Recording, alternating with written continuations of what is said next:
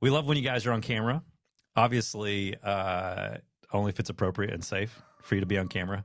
We know there are situations where you just can't swing it, and that's totally cool if you're listening in. However, you are not at a webinar.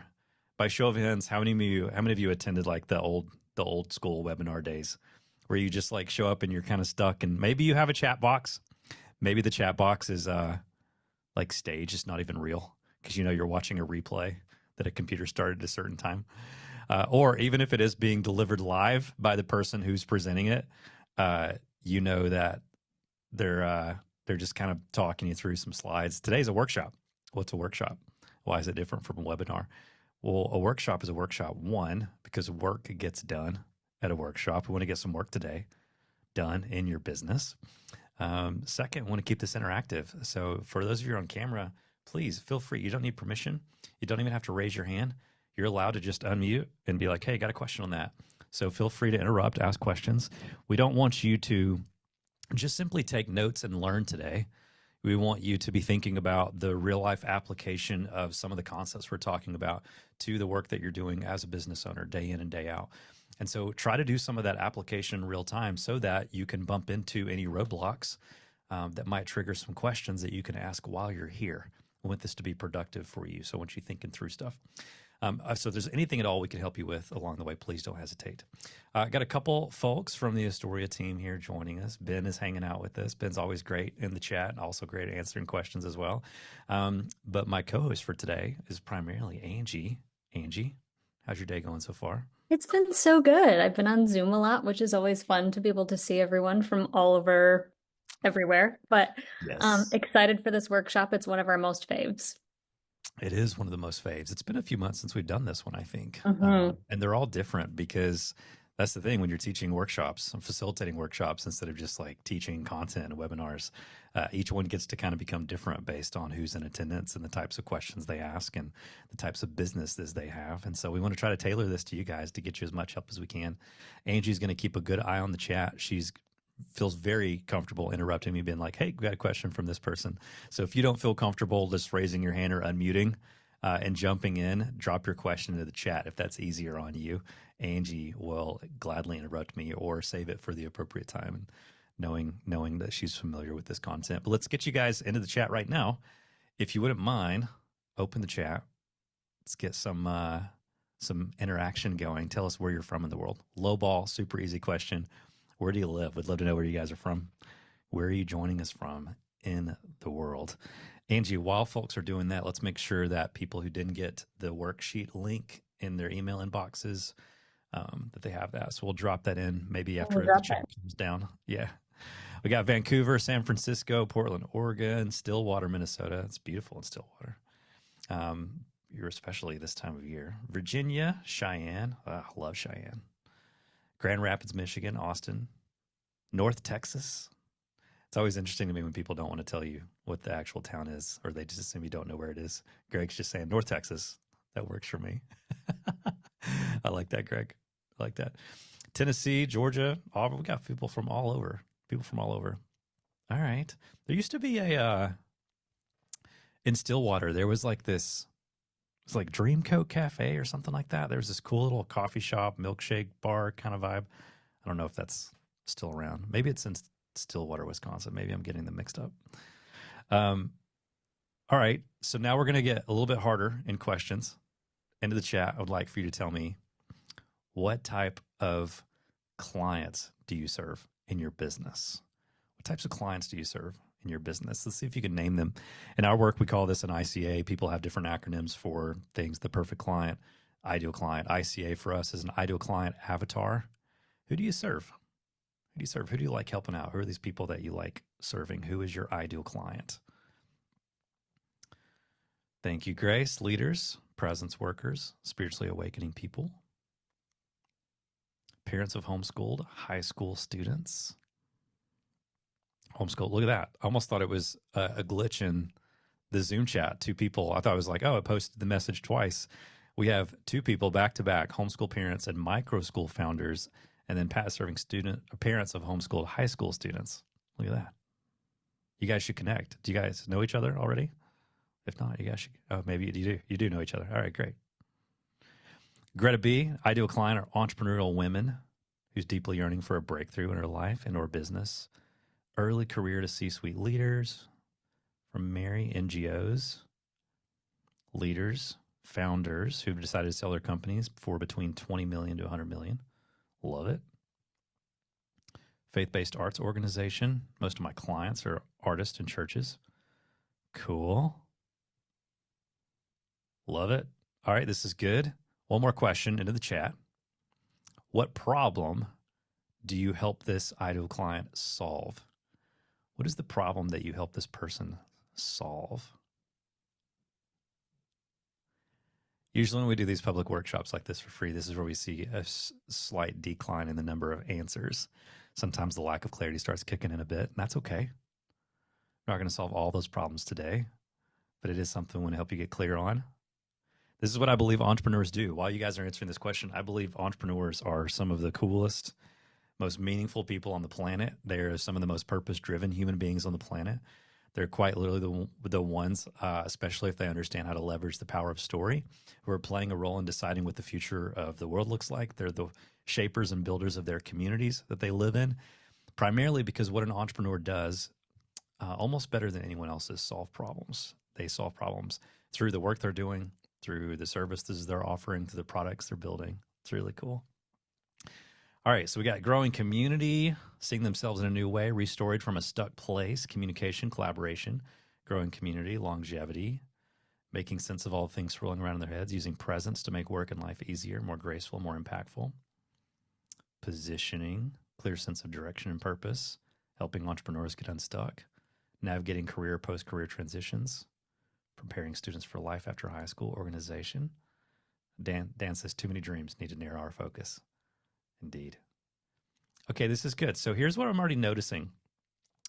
I would say about half of these answers aren't specifically naming a problem that you were solving for your client. You're referring to the pathway or process or the type of work that you do that leads them to the solving of a problem. And if you don't get clear around exactly what problem you solve, everything's going to get more complicated for you because people don't always invest in pathways or processes. The process or the pathway that you use, the thing that you do, is going to guide them towards the thing that's actually going to solve their problem, right? So we got to get serious about that. This is good. Okay, so now that we've got a good idea of who's here, let's talk a little bit about the story diamond and what it is. Angie, now would be a great time to drop that link in one more time to the worksheet. You guys just saw that dropped into the chat. If you don't have the worksheet, that's okay. At the very least, you're going to want a blank piece of paper. You're going to want to take some notes today. And so make sure you've got something to write with or a blank Notion page or Google Doc or something opened up so you can rock and roll. I'm going to be doing that from my iPad. The Story Diamond. This workshop used to be called the Revenue Refractor. Why did we call it the Revenue Refractor? Because of the concept of the Story Diamond combined with how it allows you to refract your revenue into multiple revenue streams. So maybe you came here with some goals today. Maybe one of your goals is to do that, to multiply your revenue. Maybe you're trying to get revenue up. You can use the Story Diamond framework for that. Maybe some of you are trying to simplify your business because it's just too crazy right now. Maybe you've got too many offers. Everything feels too disjointed. Maybe your life is a little bit too nuts right now as an entrepreneur because you're pursuing too many different types of things, too many different types of clients, too many different types of work. And so you need some simplicity. Story Diamond Framework is really powerful for that. Maybe you aren't really clear on what the central core thing is for the work that you're doing in your business. We're seeing a little symptoms of that in some of the questions I asked you in the chat. But a lot of you have a really clear picture and you just need to dial things in so that even though they're simple to you, they're simpler for people in the marketplace to understand about what you do. The Story Diamond Framework for me was born out of, like all of our purpose-driven work, a place of pain. How many of you guys have been to Story Conference? Just out of curiosity, how many of you guys have attended a Story Conference before? Either in person or online? Okay, cool. How many of you guys maybe heard me speak somewhere? Event? Okay. All right, cool. So we've got maybe half of you who have been to one of our events. Another half of you who maybe saw me do a keynote or a presentation or a performance somewhere. A little bit of background about me so that you know how it informs this that we're sharing with you today. I've been kind of an entrepreneur since I was a little kid.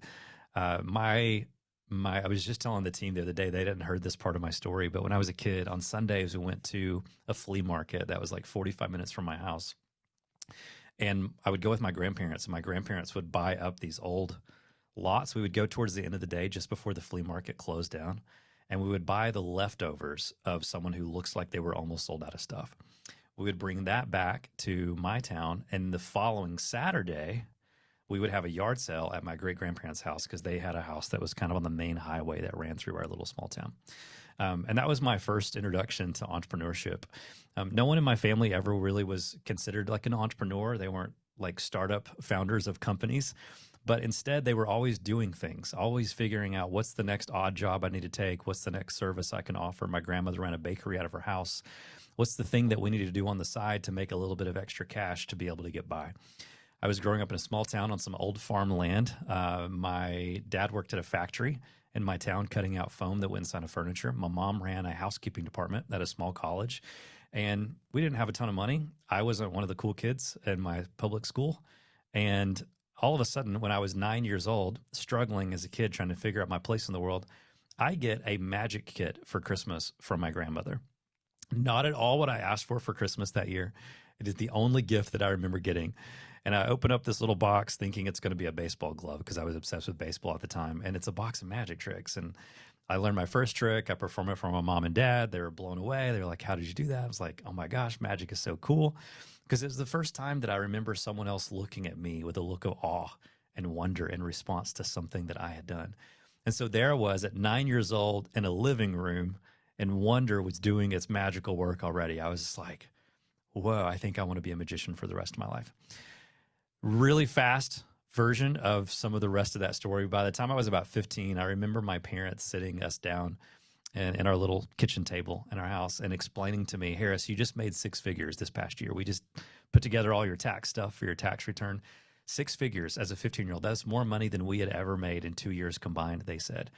But it didn't feel like it was enough. It just feels like we were just starting out, right? So by the time I turned 16, I drop out of public school. I go on the road to tour full time.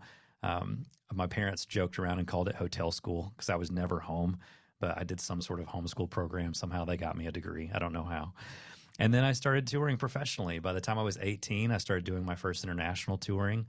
I'd already performed on some cruise ships. By the time I was 21, I made $1 million doing magic shows.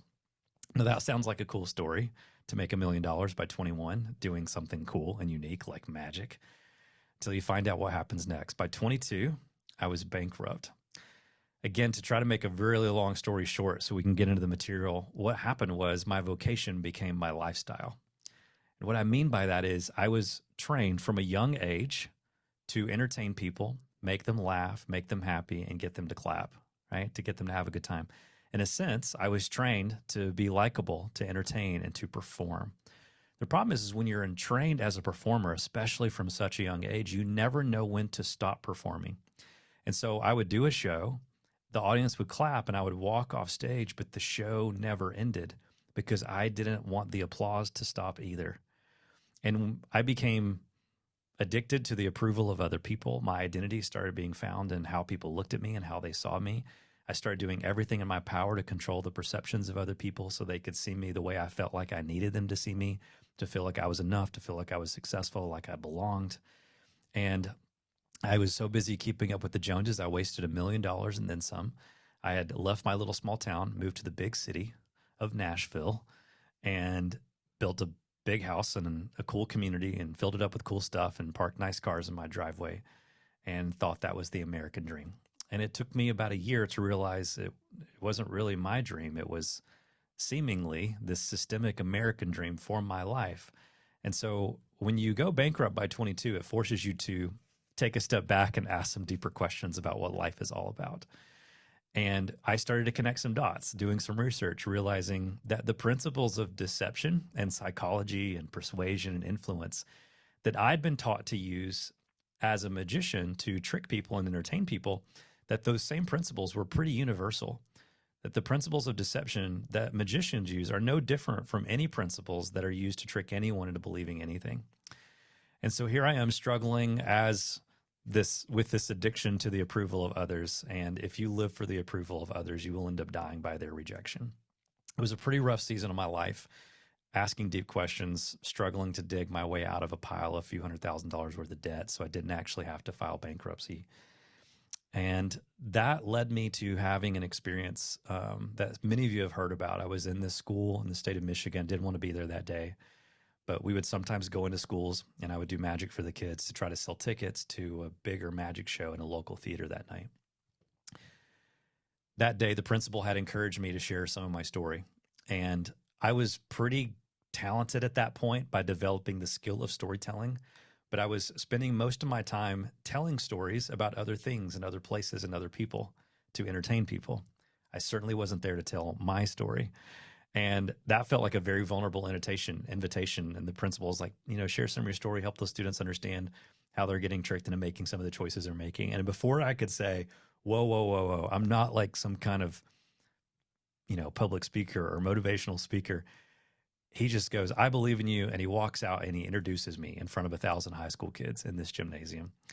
And I remember doing this little magic show. I don't remember all the tricks I did that day, but I remember getting out of a straitjacket at the end. And I remember holding up the straitjacket and doing the best I could to come up with something to say, a little short talk for these students. And that day, the only thing I could think of was, I don't know what your straitjacket is, but I've had a lot of straitjackets in my lifetime, and they're really hard to get out of. And I opened up. For the first time, I got real and honest and vulnerable in front of a live audience. And I opened up about getting bullied as a kid on the playground, not being one of the cool kids, and us not having money. I opened up about my relationship with my dad and always struggling to feel like I was enough, which kind of laid the ground for this addiction to the approval of other people and trying to prove that I was enough. I opened up about abuse from my childhood, from a family friend. I opened up about addiction as a teenager, to making $1 million and wasting $1 million at 21 and feeling like I had a straitjacket of debt.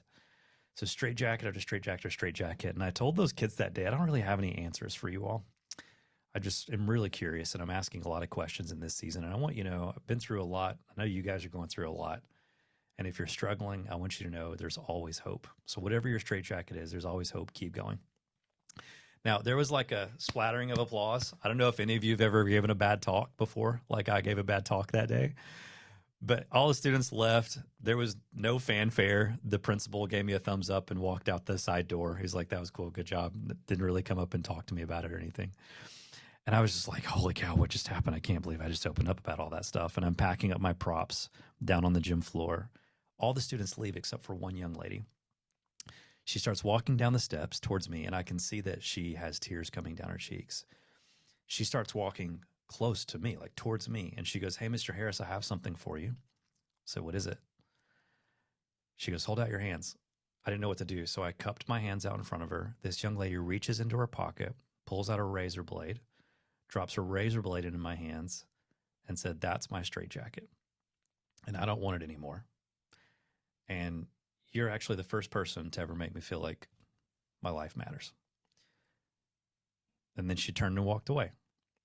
In that moment, I never even got that young lady's name. But as she turned away, I will never forget the image in my head. It's like a home video of seeing her turn and walk away from me.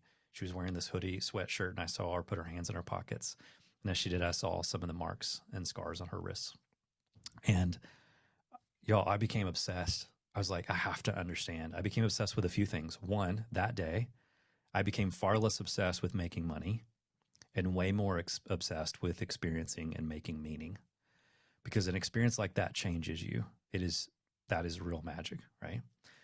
The second thing I became obsessed with was why do human beings do the things that they do? Like, what makes us tick? What drives the choices that you and I make every single day? The ones we're aware of, the ones we make unconsciously, on a whim. What makes us believe what we believe? What makes us do the things that we do? And I went down the rabbit hole of research, and that's when I discovered the power of story. That storytellers are incredibly powerful. That Steve Jobs was right. The most powerful person in the world is the storyteller. And so I thought, well, if storytellers are this powerful, someone ought to be gathering them together to have a conversation about that power. And it didn't feel like they were quite in the way that I imagined. And so in 2016, we started doing this little conference called Story. A few hundred people showed up the next year. Almost 1,000 people showed up the next year. 1,200 people showed up. By year 3, we sold out, and then we were selling out for years. And then COVID happened. And then, of course, events got reinvented. And now we're in the season of reimagining what 2025 looks like for Story.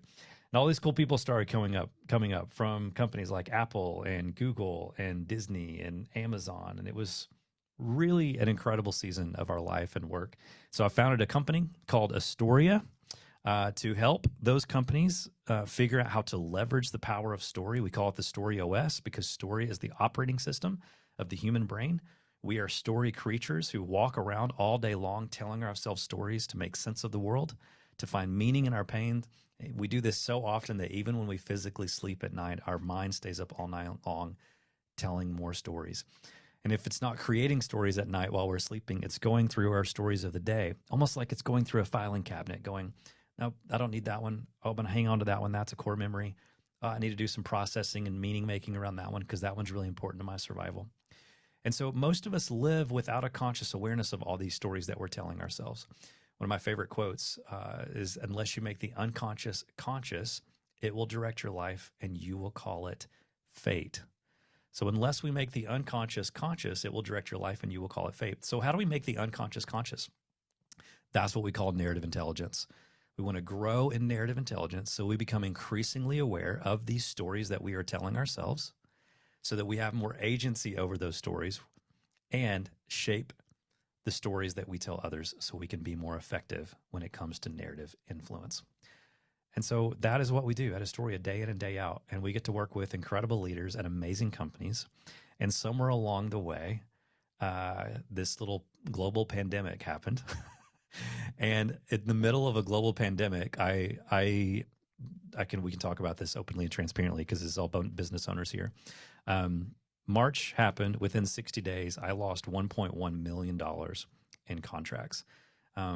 Any speakers out there, speakers and people who do other live events? Yeah, you guys remember 2020 and that moment where you're just like, okay, everything's going away.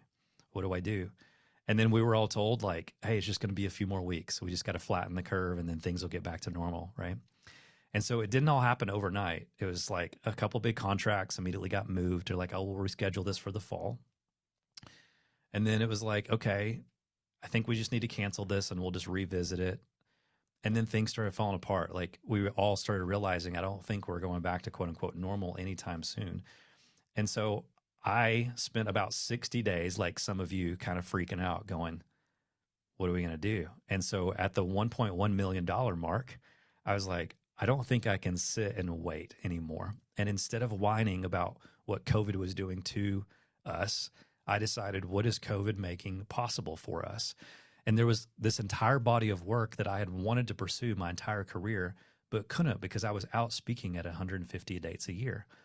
Well, if you take 150 speaking engagements a year or performances per year, combine that with consulting for other companies' events that we were helping them produce, and do that alongside of the conferences that we own and we're producing, like Story, that's a full calendar. Well, now all of a sudden I had some time on my hands and I got really excited about trying to assist other leaders, other entrepreneurs, other humans. And so we did everything from helping people with some personal growth through a program called The Wisdom of Wow. We started working with companies virtually and reinventing our business. And one of the things that we did is we leveled up the time we were spending with freelancers, solopreneurs, and entrepreneurs like you to help them grow their businesses. And so now we're a few years into that work, and this is like some of the favorite work that we're doing. So we have a community called the Poetics for purpose-driven entrepreneurs, so we can help them successfully grow their businesses with the power of the story diamond. That's our story, and that's our body of work, and that's what makes, concepts like this so effective. But along the way of succeeding and then failing and hitting rock bottom and then succeeding and then failing, not because of anything that I had control over, but because of COVID, and then building back the biggest business that we've ever had. There are so many mistakes that I've made along the way. And those mistakes are the source of the wisdom that I would like to share with you. And the reason why I take so much time here at the beginning to share some of my story to let you in on a little behind the scenes look on how things have worked and not worked for us is multiple reasons. One, it is the power of the Story Diamond framework on display. Second is, in order for you to get the value from this framework and apply it to your business, you must understand the power of story, and that story is the operating system of the human brain. A cool little bonus side product of this time together would be you walking away with a higher level of narrative intelligence, so that you are increasingly aware of the stories you're telling yourself, so that you just start to pay attention to them. The other thing is that you have to believe that you have a story, and that that story is not only worth telling, but that it contains invaluable wisdom that can serve others. And that's why we tend to start here, because you cannot build an entire business around the concept of the story diamond unless you feel like you have a story. And all of you have one. The question is not if, the question is just, do you see it? Are you able to connect the dots? And if not, that's something we can help you with. But you have to understand that everyone has a story, including yours, and that story is loaded full of wisdom that can be in service of others. And so I like to look at a diamond, in this context, a story diamond, and how they are made, just to help you sort of get some thoughts going and understand you have this thing. So that if you get to the end of this workshop and you're like, man, I love the concept of building my business around the story diamond framework. I just wish I had a story. I don't think I have a story diamond. And you do. How are diamonds made? If you remember in school, we all learned it's some heat, some pressure over time, and then it just kind of does its thing, these diamonds. How many of you, by show of hands, if you look at your stories, you've been through some moments that you were like, oh, yeah, there was some heat. Things got a little heated from time to time, right? That's the hard stuff. Some of the hard stuff you went through where you're just like, whew. Okay. How many of you guys have been under pressure? You did something hard. Yep. And are you still here living and breathing? I think so. I won't be able to ask that question in a couple of years. There'll be a bunch of AI avatars like filling in your spot. They're going to attend the workshop for you so they can take notes and come back and give you a summary. I don't think it'll be as effective as if you came yourself. But at least for now, we're all here living, breathing creatures, right? All right. So we've all been through some heat and some pressure. How many of you have some time on your clock? Yeah. I don't see any little kids here today, right? Some of you are just like, oh, yeah, thanks for the reminder here, as I've definitely put in some time. Blake, I saw your nervous chuckle. You're still a young man. You don't have to feel bad about it, right? So we've all put some time in, and in our timelines, we've got some heat and some pressure. Well, that's how we make a diamond. So how do we turn a story into a diamond? 4 steps. It's not totally the focus of today's workshop, but the thing that we do in our work is we start by mining for it. You got to mine for diamonds. So we go through this story mining process. I'm going to show you a little glimpse into how we do that today. And then we start to craft it, right? This is how you hone an ugly diamond into a pretty one, right? We mine for a diamond. Once we find one, we start to craft it. Then we start to hone it in. But then there's this thing that has to happen that we see entrepreneurs struggle with on a regular basis.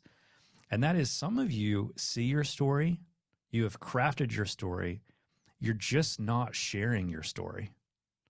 Why? Because you're not completing this 4th step. You're just not owning it. And that lack of ownership of your story is what's keeping you from telling it. It's what's keeping you from building your entire business and all of your offers around it. It's what's keeping you from stepping onto a platform and sharing it publicly. That day, when that principal was like, hey, I want you to share your story, the first thing I had to do before words could even flow out of my mouth was like, okay, I'm about to own this thing. I am going to own this story, and it's time for me to tell it. Now, I got the steps a little bit out of order, right? I probably had to own that story that day in order to tell it far before I did like crafting and honing, right? I'd already mined for them, not with the goal of telling them. I had no intention of telling the story, but I was already doing the work. I started doing the work after going bankrupt by 22 because I took a step back and it humbled me. And I'm like, what's life all about? And that forces you to start asking deep questions and trying to find meaning and purpose in your life. And so I'd already started that mining process of trying to excavate myself from some of the darker chapters of my story, but I instantly had to own that story. When I didn't walk out on the platform, it was a gym floor. The students were in bleachers, but there wasn't a lot of crafting and honing involved.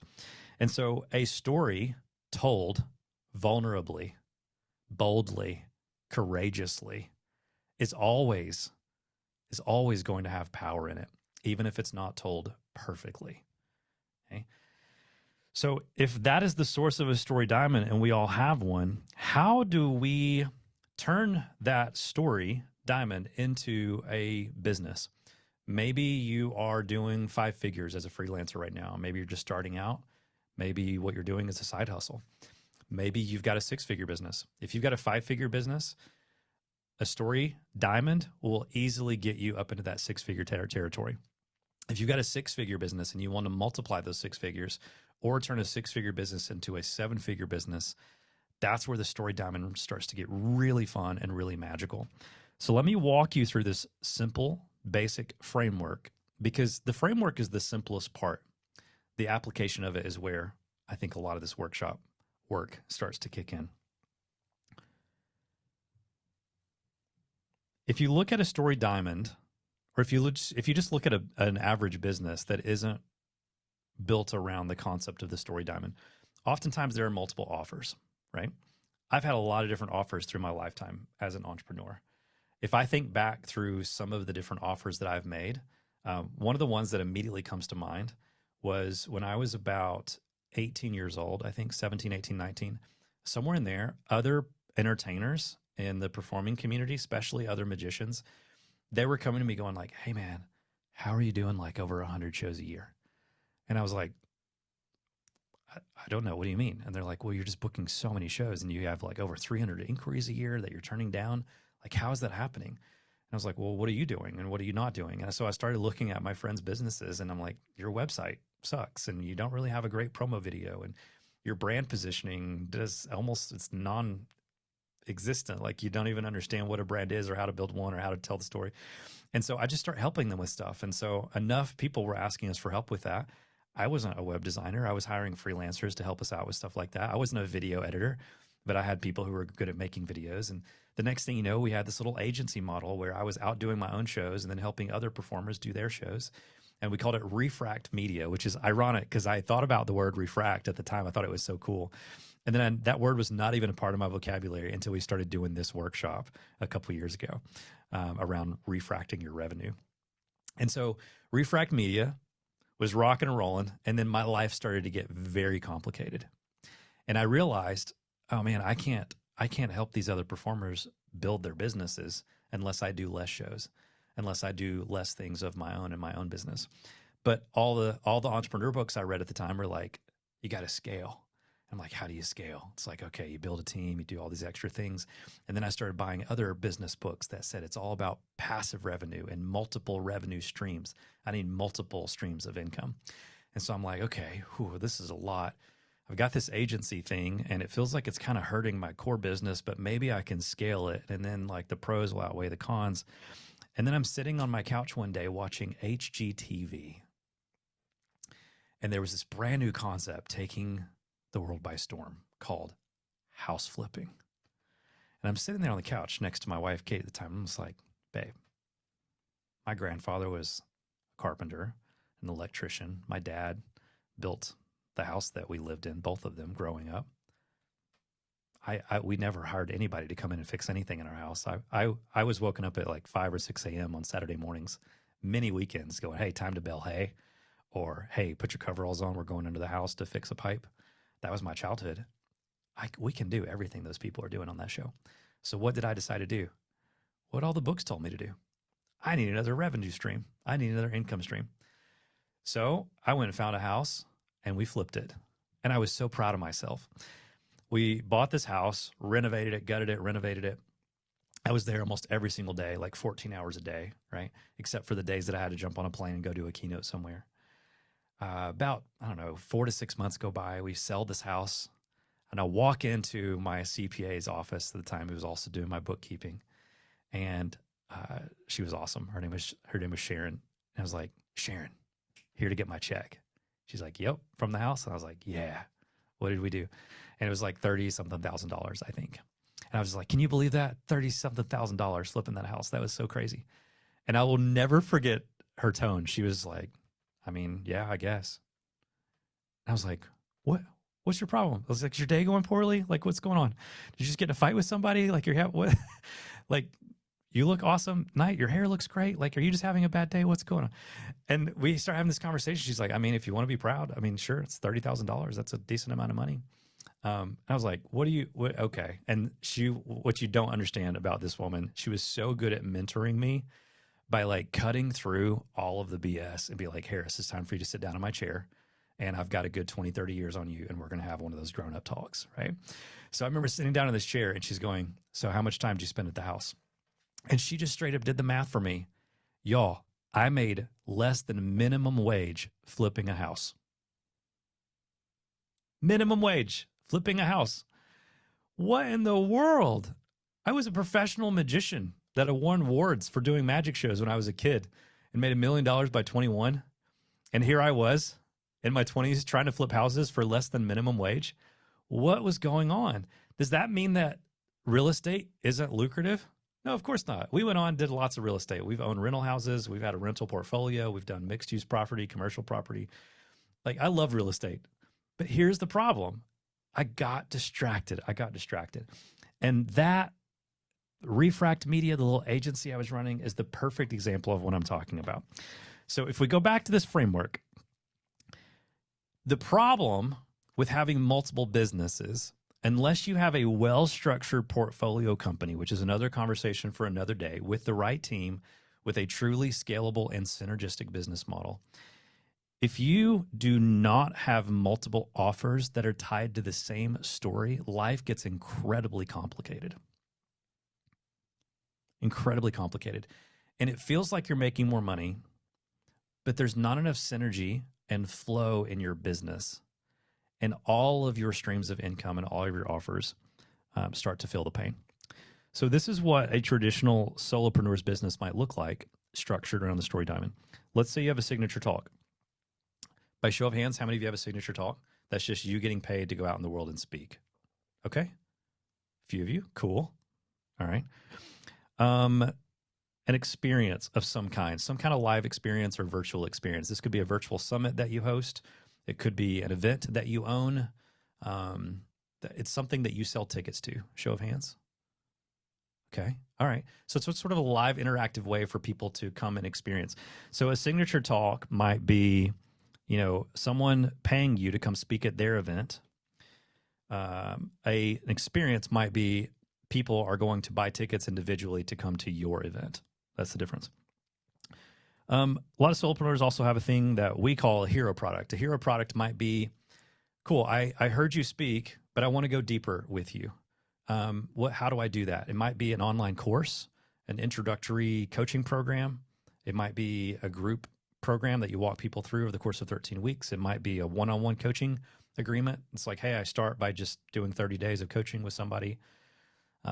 It could be curriculum that you own that you enroll people in. It's sort of the initial way to go a little bit deeper with you. That's a hero product. By show of hands, how many of you have a hero product? Okay, cool. CCC or MRR, those are acronyms for us. MRR stands for monthly recurring revenue.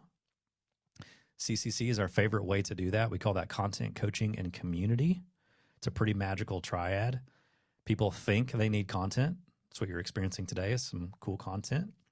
What they actually often need is coaching. Less than 4% of the people who enroll in an online course complete it. That's a horrific, dismal stat. So less than 4% of the people who enroll in an online course complete it. What's the percentage of the people who implement it and apply what they learn to their life or work? Even lower, right? But the moment we pair that with some sort of mentor or coach or guide or consultant, or even put them in some sort of community or group so they're doing that with others instead of on their own, all of a sudden magic starts happening. People start growing. They do the stuff, right? So content, coaching, community, and a monthly recurring revenue program. Just out of curiosity, how many of you have one of those? Do we have that offer in place? Okay, cool. A few of you. Great. Book is pretty self-explanatory. Any of you written a book? Okay. Any of you not written a book but want to write a book? the radar. Look at that. That's awesome. Love that. If you've got a story, you definitely got a book, and all of you have a story. So those are 5 examples of offers that a business might have, especially a solopreneur business or a personal brand driven business. Now, here's where the magic happens of the story diamond. I could say that instead of a hero product, I want to flip houses. I could say instead of running a content coaching and community program, I want to start an agency that builds websites for other entertainers, right? One could say, okay, cool. Well, you have different facets to your diamond. You have multiple revenue streams. And one might think that's the same thing. And the reason why it's the same thing is because, well, I've got, facet 1, facet 2. I've got multiple facets to my diamond. And so I see what you're doing here, Harris. These are just multiple revenue streams, multiple income streams. And that's not how this works. If we start to apply the concept of refraction, that's where the magic kicks in. Wish I had a little prism. I used to have this little prism I kept on my desk when I was doing this workshop regularly. But this is a light turned on from my iPhone. Single beam of light, and you guys can all see a singular light source, right? If all of us were to go back to what we learned in science class about how refraction works, if I were to take a diamond, a big old diamond in this hand, and I were to hold it in front of this beam of light, what would happen? Yeah, multiple of you got it right there, right? With your hands, right? I saw multiple of you do this, kind of like an explosion. What's actually happening is the light is going in to this prism-like thing, and it can bounce around, and it comes out as multiple rays of light, right? So if we go back to this framework, here's where not using the concept of refraction got me in trouble. Flipping houses or running an agency, those might be additional income streams, but they weren't synergistic offers. They weren't anchored in my signature story. Sure, it was a different application of a different form of wisdom from different chapters of my life. So the wisdom and the application of it was still coming from the same person's experience. But the person buying houses that I was renovating was not the same ideal client that was buying my book. So how does this work properly? Well, let's start doing some math. Let's erase a bunch of stuff here, and let's say I stick to the concept of refraction. Let's say my signature talk business is $100,000 a year in revenue. We're just going to try to keep this math super simple. The chances of all of your 5 offers doing exactly same to the penny is unlikely. We all know that, but let's keep the math really simple for all of us. Let's say I'm a public speaker. I book 10 keynotes a year at $10,000 each, and I make $100,000. Pretty simple so far. Let's say I build a nice little following. I've been speaking for a while. I've got a great book concept on how I'm going to take the same story, the same signature story, but I'm going to take the wisdom and put it into the medium of writing. And I write a book on the subject. Again, for the sake of easy math, let's say I get a $100,000 advance from a publisher. People think that's unheard of.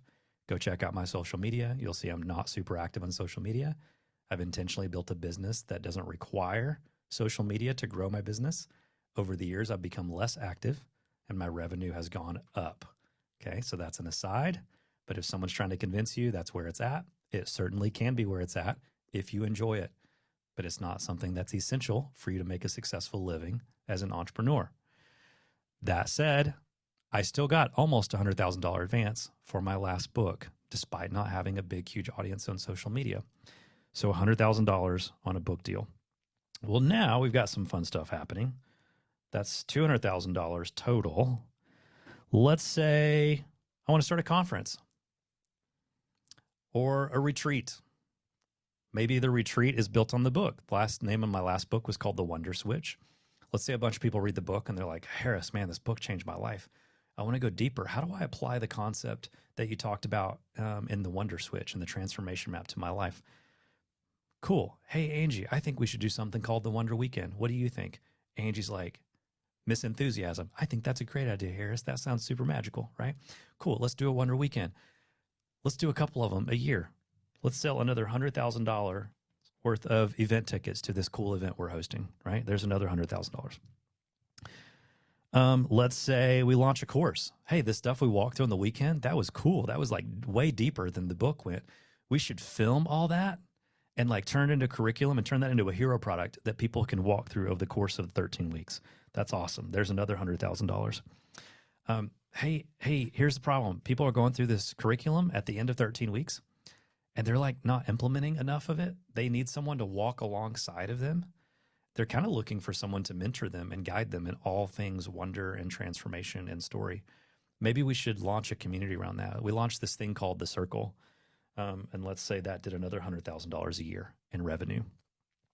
One would think, cool, now we're not at $200,000. We're at $500,000, right? Probably. Here's what's actually happening. If I were focused on building these as 5 different businesses, sure, I would have $500,000 worth of revenue. Just like I added up the revenue from my house flipping business and my agency business and my magic show business and my speaking business and my event business. But here's the magic of the story diamond. If I simplify my business, allow refraction to start to do its magical work, all of a sudden, all my offers are rooted in the same signature story, which means a whole bunch of these people that are hearing my signature talk, what do? A bunch of them are just like, hey, Harris, I got to buy a copy of your book. A whole bunch of people, if this were an individual business of book sales, a bunch of people who are buying the book are like, hey, handful of us, we want to hire you to come in and speak. Meanwhile, my fee goes from 10K to 20K because all of a sudden I wrote a best-selling book. Now this $100,000 is not just $200,000, it's $250K because a whole bunch of people who are reading my book are telling people about it, and I'm getting even more inquiries. These people are like, hey, I got to buy a ticket to this thing. And some of these people are like, I got to tell my boss about you. They got to hire you to come speak. The next thing you know is all of this stuff starts working together because when you take the light and shine it into the diamond, that prism effect happens, the refraction happens, $500,000 quickly becomes 7 figures or potentially a whole lot more. If we go back to the example of me building websites for other magicians, that was a completely different ICA. It was a completely different market. It was a completely different business. Was refraction and the concept and science of refraction working in my favor in that season of my life as an entrepreneur? No. And what was the pain that existed in my life as a result of building my business in that more complicated way? What did my life look like? Let's do some application into the chat. What did my life look like when it wasn't built around the concept of the story diamond? Let's think about the symptoms. What kind of symptoms do you think started showing up for me daily? Yeah, 100%. Stressful, overwhelming, stretched thin, running short on time. Imagine being in a house and it's like you got a buddy there helping you who's laying like hardwood flooring, right? So they're banging on that hardwood flooring hammer over and over and over again. Meanwhile, someone's calling me to book me for a magic show. I'm like, oh, I got to go outside or I got to tell the guys to stop working, right? All kinds of potential things that could go wrong. Chaos, exhaustion, no free time for fun, health issues. Yes. True story. I remember some nights we started getting behind schedule because I was like, oh, I've got these other businesses, but I've got to go to this property and get this work done. And I would be coming home at like 2 a.m., totally exhausted, climb in bed. My wife was already asleep. And then I'm setting an alarm for like 5 or 6 a.m. because I got to get there to get a project wrapped up before someone's going to show up because I got to make it to the airport on time to leave for an event. What started happening to my marriage? What started happening to my friendships? And do you think it worked very well when I was just like, but I'm going to make an extra $30,000 in 6 months? No. Why? Because the equation led to me getting paid less than minimum wage. I just wasn't doing the math. So it was so easy for you guys to hear all the entrepreneurial stuff, all the sexy stuff like multiple revenue streams, passive income, invest in the real estate deal, go flip the house, scale by building your team and starting an agency. None of these things are bad ideas if the application of the wisdom of your story is for that particular ICA, and every single offer that you're going to make in one single cohesive business is built around that same signature story. If so, yeah, I have multiple revenue streams. And now I have multiple story diamonds. That adds complexity. But if you have a different story diamond, you have different businesses, right? And now we're back into portfolio company territory. That's not what today is about. All right, so I see all this stuff and it's all correct. Let's turn this stuff inside out. Now, I ditched all that stuff, right? I stopped building websites for other performers. I got out of the done for you stuff. Now we do a lot of stuff with people through mentoring, but it's all anchored in the same signature story. What does my life look like now? I don't think I have to like dangle it in front of you or brag about it. Based on this concept, what do you think has happened in my life? Into the chat. What does my life feel like now as an entrepreneur? Based on the way that I've built my business around this story diamond framework. Yeah, 100%. It's fulfilling. There's ease, right? Listen, my life is not perfect. Trust me, I am not a perfect human being. And I would be very willing to be vulnerable if we had time to tell you all about my weaknesses and my imperfections. I share about them regularly because they are the birthplace of so much wisdom. But my life is also incredibly awesome. I feel so blessed, right? My wife and I have been married for 20 years now. We've got 3 little kids, 10. My 8-year-old just turned 9. I've got a 5-year-old that's going to be 6 soon. We just spent 40-something days traveling as a family, like literally left our house for 40-something days, road tripped, went to multiple cities, multiple countries. We travel internationally a lot. We jump on cruise ships as a family from time to time and get paid for it. My kids are home right now running around because we pulled them out of their super elite private school that was hard to get into so we could have more freedom together as a family. So they're being homeschooled now this year as a little experiment, seeing how that goes. It's amazing. It's not perfect, but it's amazing. So this stuff is true. There is alignment. There's joy. I'm enjoying what I'm doing again. Yeah, I love what Dan said. Everything is streamlined, especially up here in my headspace, right? It's fulfilling, cohesive. I don't know, Denise, contentment. I feel like I'm in a chronic state of holy discontentment. That's probably another conversation. Yeah, but all this stuff is true. All this stuff is true. What do you want your business to look like? What do you want your business to look like? And here's where a lot of people's minds go when I ask audiences that question. Their mind goes to a place of like, well, I need to get to this amount of revenue. And I would encourage you, if you're waking up in the morning thinking about how do I make more money, it is possible to make more money, but you're also going to experience a whole lot of pain that comes with the pathway to trying to make more money. But if you wake up in the morning and instead of asking, how do I make more money, you get to ask, how do I take the wisdom, which is the byproduct of the story that I have lived, and use that to help more people today, you are going to create more meaning. And when you focus on meaning and be unapologetic in your ability to monetize the creating of that meaning in the world, you will always make more money.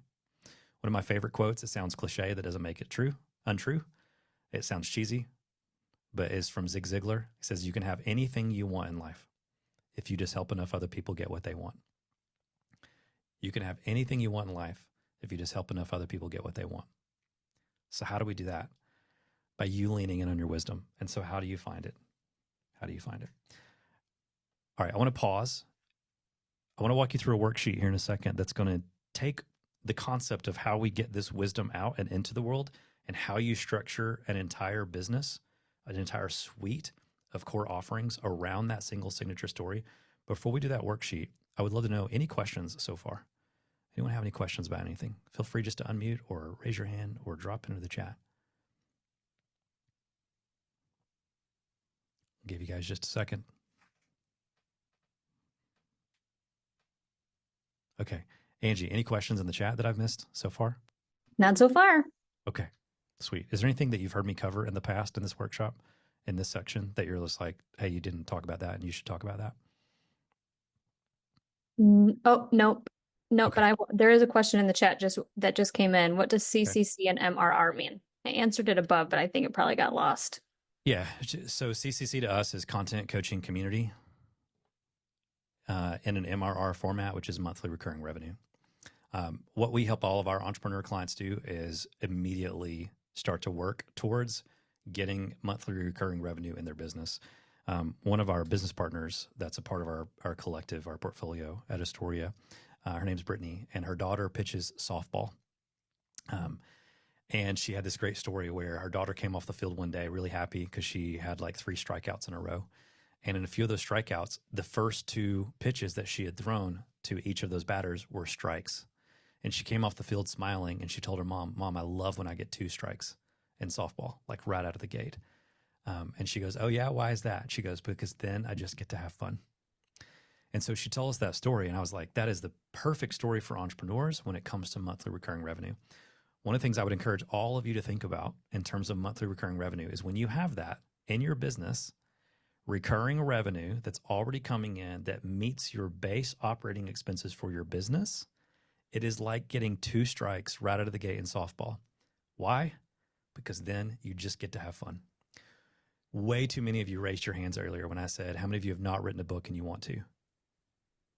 One of the many reasons why many of you have not written a book is because you don't have the time and it's hard to make the time because a book is a long game. It's not going to make you money in your business in the short term, but it's going to pay you exponentially in the long term in a variety of ways based on the story diamond way of building a business, right? The reason why I can always work on the next book if I want is because my monthly recurring revenue covers the majority of my operating expenses. So MRR for you is like getting 2 strikes in softball. And I want all of you to have 2 strikes in softball because then you just get to have fun. It's not just books. I see entrepreneurs all the time that dream about, I want to do an event. I want to do a retreat for some of my clients. I want to host my own conference or do a 1-day summit. And they can't pay the down payment for the venue, or they can't take the financial risk of like hiring the studio. You can't do those bigger proactive things that are going to really move the needle in your business because you feel like you need the paycheck from the next client to cover your base operating expenses. If we can get you 2 strikes in softball, you just get to have fun. And the entrepreneurs are freed up to take the bigger risks that are really going to move the needle and grow their businesses. So we're really passionate about MRR. It's one of the things we love helping people with. And when people join us inside the Poetics, which is our coaching program, one of the first priorities for us is to find an MRR offering and help you get that offer in place. Because most people come to us, unless you're just completely starting out, and even then, you probably have enough people in your network to spin an offer up to. Most clients come to us, and within the first couple of months, if they're willing to move quickly, we can get them their first 4 to 5 clients inside some sort of MRR program. They just don't know how to structure it, and they don't know how to dial the offer in.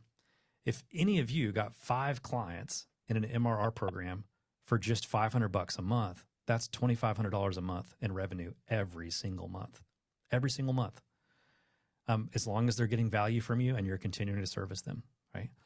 And that's just starting out. Once you start stacking clients instead of replacing clients, like most of you, for those of you who are out there doing speaking, you walk off stage and what happens? No one fires you and you didn't resign, but you still got to go back to your resume, aka your website or your speaker reel, and you've got to send it out to new people trying to get them to hire you, right? That's exhausting. It's exhausting. It doesn't have to be exhausting if you build your business the Story Diamond way. With monthly recurring revenue, you're not replacing clients constantly, you're stacking clients. It's amazing. It's amazing. It's magical. So we Can want I all of you. interject with a quick question? Of course. So, when you were going through the diamond, you started with the signature talk. So, I'm someone who's just starting out, brand spanking new, Yes. and Great I, question. in no way, shape, or form, would consider myself to have the level of Yes. expertise required to give a talk in the way that I would need to serve my Okay. audience or community or whatever. Would you have a recommendation on starting at a different point or focusing more on the hero product or something first? Or am I just taking the order a little bit literally? Yes. Great question. I'm so glad you asked it. As soon as you started talking, I knew exactly where you were going with this, because we've gotten this question each time we've done this, and I'm really glad you brought this up. These are not in any sort of specific order. You don't have to do signature talk in this order. And I would actually answer your question by saying, if you want more immediate cash flow, then you don't want to start by writing a book or launching a speaking business. It is, let me go back to full screen because I want everybody to hear this. It is heartbreaking to me, and it makes me very angry to see so many gurus online selling people a pipe dream of, you're going to build a 7-figure business by deciding to become a speaker. And if you just join this program in 13 weeks, we'll take you from $0 to making $1 million. First of all, nothing is going to get rich quick. No one is going to get rich quick by doing anything. There is no model. Speaking is highly lucrative. Highly lucrative. I have had almost 6-figure weeks stacking the right speaking opportunities. Okay. It can be incredibly lucrative. However, it is a long game for a variety of reasons. One, no one goes to $20,000 as their speaking fee overnight unless you are an executive at a really sexy company like Nike or Apple, and then you leave your corporate job and you're like, hey, my buddy Ken can do it, right? He's the former VP of design feature for Nike. Well, he can have no speaking career, leave Nike, and then immediately get $20,000 for a speaking engagement because he's the former VP of design feature for Nike. I can't do that because I was just a speaker, right? So I had to carve out my own area of expertise and build some brand authority to get my feet up to that same amount. The other thing that makes speaking a long game is you don't get paid until you show up and do what? Speak. I don't get paid in advance for speaking. I might get a 50% deposit if I'm doing my own contracts. But then even foolish entrepreneurs will go and spend that money because of these little things called COVID or death, or I ended up in the hospital in a coma, and then your spouse had to refund a speaking engagement paycheck, right? So we escrow all of our deposits. I still don't even pay ourselves that money and consider it revenue on the books until the speaking engagement has actually happened. So it's a long game in a variety of ways because I have to wait to get paid. And sometimes those are being booked 3 months, 6 months, 1 year out. So for everyone listening in and you're looking at this and going, where do I start? Don't let someone online trick you into playing the short game and think, oh, I'm going to build a business overnight by writing a book, or I'm going to make 6 figures overnight by launching my speaking career. The fastest way to make money and hit 6 figures is through one of these or one of these. So to answer your question, I would encourage you to stop and pause and go, what is the wisdom that I have to share? What problem does that wisdom solve? And who is the ideal client that exists in the world who is in pain right now and stuck because no one is helping them solve that problem? And I would build a hero product, which is some sort of initial offering with a term assigned to it, like 13 weeks or 3 months or 90 days or 6 weeks, 30 days. We're going to get you immediate relief from the pain that's associated with the problem that you're facing. Or I would skip the hero product and immediately start building a community that is driven by your coaching and make that a like-minded community because they're all drawn to the same content. Those are the 2 fastest ways to go from 0 to 100K within probably 3 months, depending on your existing audience or personal network. All right, I think she disappeared, the person who asked the question, right? I don't see her anymore. Maybe she had to go off camera for something or got interrupted or internet dropped. Does that make sense to everybody as far as where I would go? These are not in any sort of order. It's a diamond. And the reason why it's in a diamond is because it can have 2 facets. It can have 10 facets. This one, as an example for you guys, happens to have 5 because these are 5 classic solopreneur offerings. And that's a lot of the people that come to this workshop. Yeah. All right. Hey, Naomi. That was so good. The answer was so good. Did you like that? I'm messing with you. I lost my internet connection. You're like, all right, guys. The thing is, these are Here's the short. short. When you Here's send this, the short version is these are not in any sort of linear or numerical order. If you want to make money fast, even though we can't quote unquote get rich quick, the fastest way to build revenue is not through speaking or writing books or doing events. It is going directly to an ideal client who has authority over the money they spend, aka not a big company, right? Because they're going to take a few weeks minimum to both get approval and get paid. So you're probably going to be in the B2C business or someone who has the ability to spend. That type of ICA with a content offer, a coaching offer, a consulting offer, a mentoring offer. Because if you guys had the right sales script, like the way we teach sales inside the Poetics, if you have the right offer dialed in, run it through our irresistible offer training, many of you could make money in 5 days that you're not making right now with a brand new offer. Not exaggerating. That's not hyperbole. 5 days. Not everyone can do it, but it is entirely possible. Entirely possible. But you're not going to do that as a speaker. It's going to take you 5 days to build a talk that's effective, let alone book it somewhere. And it's going to take you another 6 months to wait for the talk to come around and you deliver it and finally get paid. So I always encourage, and COVID was another great example of this. I talked to a lot of speakers who are like, hey, help me build my speaking business. I was like, great. What are your goals? And they're like, well, I'd love to double my fee in the next few months. I'm like, okay, we can work on that. But that's not going to provide a healthy foundation in your business. The speakers we love working with the most are the people who are drawn to the idea of taking the small amount of impact that they have through their talk and making a much deeper, bigger, more significant impact through their additional body of work. So if you're a speaker who wants to be in the expert business, like advising, coaching, consulting, mentoring, my goodness, let us help you. You're leaving a ton of opportunity on the table. Vice versa, if you are currently a coach or a consultant or an advisor or a mentor of some kind, and you're not currently speaking, we can absolutely help you get your revenue up by building your speaking business. But the magic happens when all of these things are working together through the story diamond. Yeah. Naomi, does that answer your question? Do you have any additional questions or follow-ups? that was really helpful. Thank you. Cool. Yep. Welcome. All right. Kirsten is saying 8 years in as a keynote speaker, I'm still at 5K, though, yes, COVID delayed things by a few years. Yeah.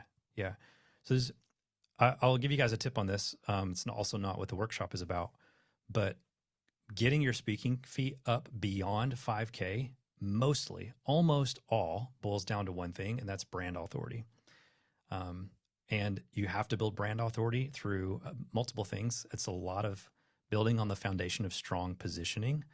But there are 4 pillars that we teach as a part of building brand authority. One of them is excellence, for example. So everything has to feel excellent. You've got to go from a $5,000 speaker reel to a $20,000 speaker reel, to go from a $5,000 speaker to a $20,000 speaker, right? In addition to excellence in all of the stuff and materials, you have to have a very strong point of view. And I would say those are 2 of the big ones. Strong point of view. You got to be willing to be distinctive, know who you are for and who you are not, who's for you and who's not for you.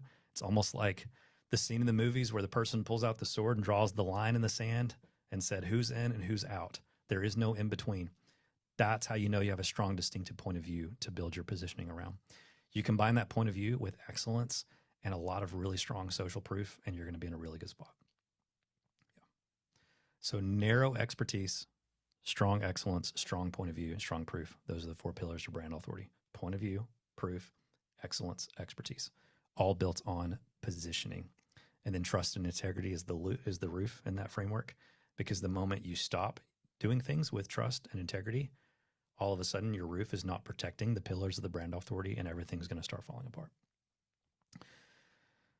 Okay, let's move on to the next page in the worksheet.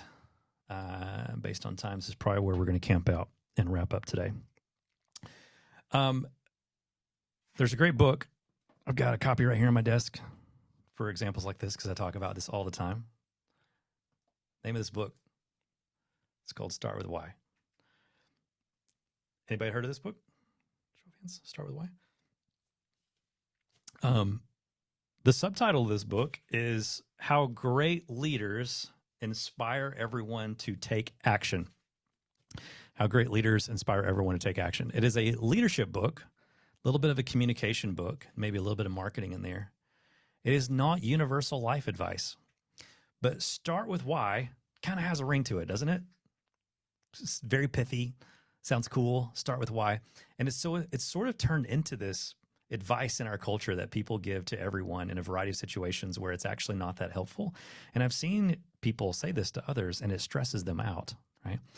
During the pandemic, two of the industries that I started doing a lot of work with were people in the education space, because teachers were burnt out, educators were running on fumes. And the other one was healthcare. Obviously, nurses were heroes during the pandemic and were just really struggling.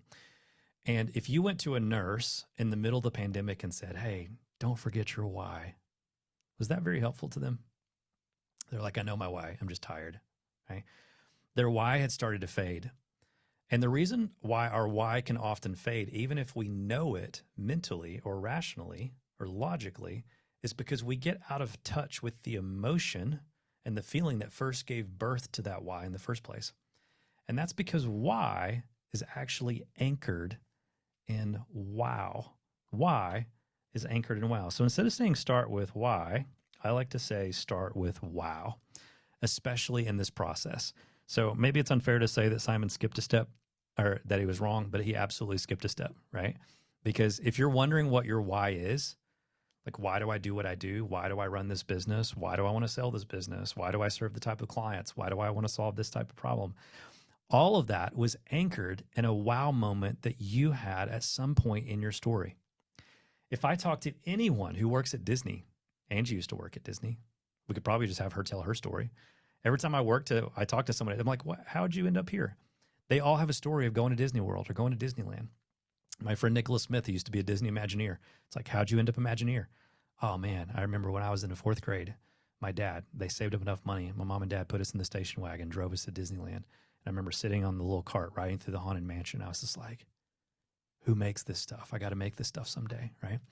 And so these why moments that are anchored in, like, this is the thing that gives my life purpose, this is the thing that gives my life meaning, they're all anchored in wow moments where we go, whoa, wow, I wonder if, right?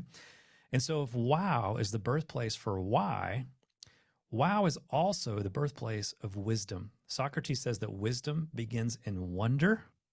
Wisdom begins in wonder, which is why oftentimes wow moments are fertile ground. Wow moments are catalysts for change. Wow moments are often inciting incidents in our stories. Wow moments are powerful. Now, wow itself, a wow experience, can be good or bad.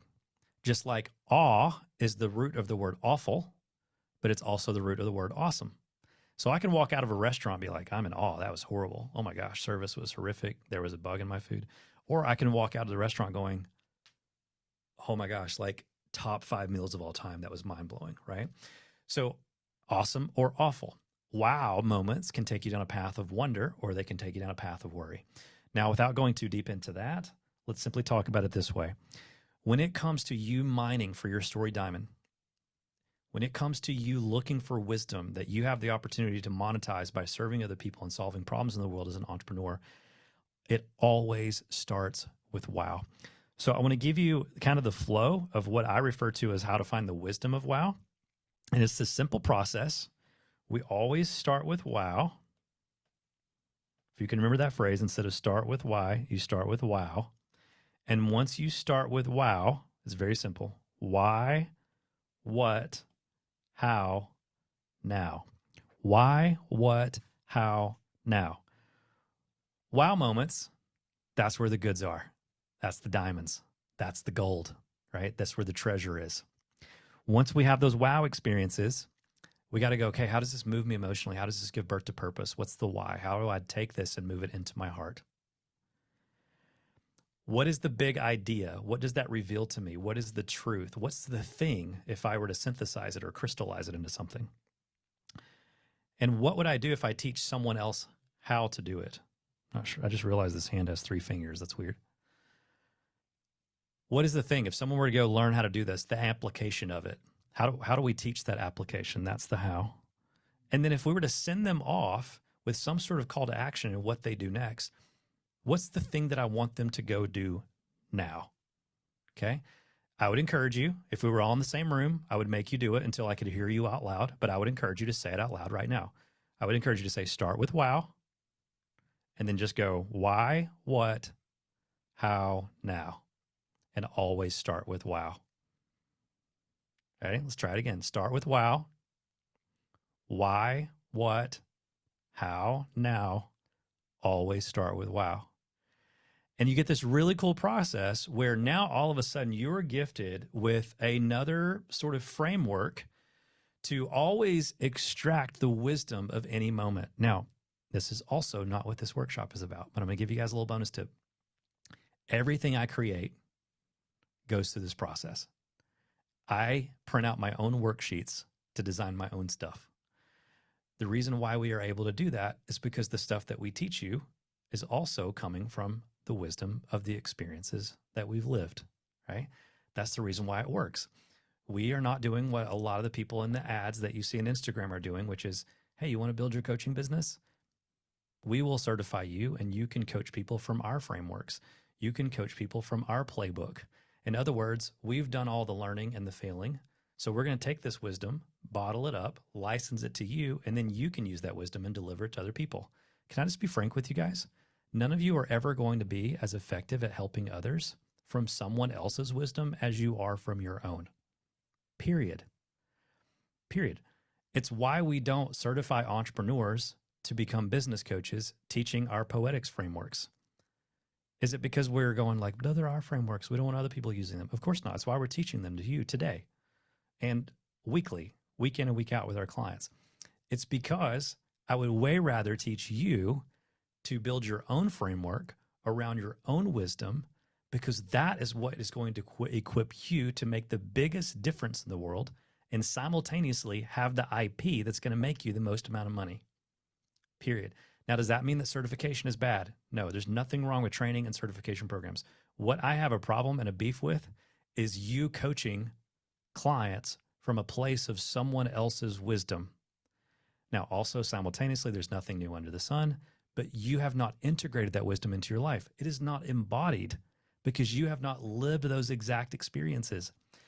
But the experiences you have lived have given you your own unique wisdom. And when you serve other people from that place, when you mentor from that place, when you consult and coach from that place, when you speak from that place, when you write from that place, you are making your own unique mark on the world and having an impact that no one else on this planet can have except for you. So please stop licensing everyone else's stuff unless you're just using it to help you grow your business. Okay? Your core content and material and ideas, you've got gold sitting inside of you that just isn't currently being leveraged in the world. And this is a way to leverage it, right? So we use this to create content. We use this to do workshops. It's how I built this workshop, and that's probably the easiest way to teach it to you. So on this next worksheet, we just call it the wisdom worksheet. And we pull this out all the time with people. We pull it out for ourselves when we're brainstorming. And it is essentially a simple way that anytime you have a wow moment, or you're trying to go back and revisit a wow moment, you're going, what's the wisdom here? And how do I extract it? We could probably also call this like the wisdom extraction worksheet or the wisdom mining worksheet. It's a simple way to not just extract it and name it so that it's out in the open so that you can wrestle with it a little bit and see it. It also happens to be an incredible way to deliver it to others, right? So we just call it the wisdom worksheet, and you'll see it's broken up into those same parts of the process that I just showed you. We've got a wow moment, which is just some sort of inciting incident in your story. Something happened that made you go, whoa, wow. None of you should ever have writer's block. Ever. Never. None of you should ever be able to open your camera on Instagram stories and be like, I don't know what to share today. Unless you're just not having any wow moments. And if you're not having any wow moments, it's not because wonder is not available to you. It's because you can't see the magic that's already there. And way before we work on building your business, we should probably work on helping you start to believe in magic again. Because as Roald Dahl famously said, those who don't believe in magic will never find it. So if magic is the stimulus for awe, and that's how we awaken our wonder, We all have the same opportunities daily to come in contact with wonder that makes us go, wow. Go outside and look up at the stars at night. If you can't go, wow, I'm not sure you're breathing, right? So anytime you find yourself, and this is like getting reps, it's like a muscle, right, that you strengthen. Anytime you find yourself going, whoa, wow, pay attention to that, because those are catalysts for change. Those are inciting incidents in your story. They don't always incite dramatic change, but there's wisdom there, because as Socrates said, wisdom begins in wonder. Okay. So let's say I have a wow moment. I had a wow moment this morning. I got off of a call earlier with our team. I was not in a good headspace when I woke up this morning, right? It's been a tough few days in our household. And it doesn't mean there hasn't been magic in our household. I just struggled to see it, right? And then I went through a call with our team, and it was if we hired like a management consultant to come in and be like, hey, can you reevaluate that meeting? They would have been like, you basically wasted like 50 minutes of the 1 hour meeting. But you know what? It's what we needed that day. We were just messing around and joking around with each other and brainstorming stuff. And it was like a check-in on a light day, because we didn't have a lot of stuff on our calendar today. So were we super productive? Not in terms of output. Was it productive for our culture? I think so, right? But I got off that call, and then I went and jumped in the shower, and I literally went, wow, interesting. I would have not thought that meeting would have been productive, but it shifted my mindset. And I think this workshop is better as a result of it, right? That's an example of paying attention to the wow. If I'm always starting with wow, I can go, okay, there's wisdom here. And so how do I figure it out? And this is where, once again, I appreciated the question earlier from Naomi, because we try to design this stuff without numbers on it, because a lot of times life is not linear and our processes aren't linear. They're just buckets of work, and it's messier than we permit it to be. And so this can be messy. And so people sometimes go like, where do I start? I don't know where to start. And I'm like, if you're already teaching somebody how to do something because you've already mined the wisdom, start with the how. But if you're just walking on stage and sharing that wisdom, or chapter 1 in your book right out of the gate is you telling somebody how to do something, or you're about to teach a workshop or post something on social media, like a post on LinkedIn, and you're just going straight to how, you're skipping a few steps that is keeping that content from resonating with people, because you're not starting with wow, simply in the way that you share it. So you can start there on this worksheet, but you may not always share it that way. But if that's the part you have clarity on, cool. Make this step number 1. Start with how. But then I would encourage you to go, how do I know this stuff? Where did I learn this? And see if you can go back to a moment in your own story that was the origin of that understanding. Now you're going to go back to your wow moment, right? So I don't care where you start. Start with wherever you're most clear.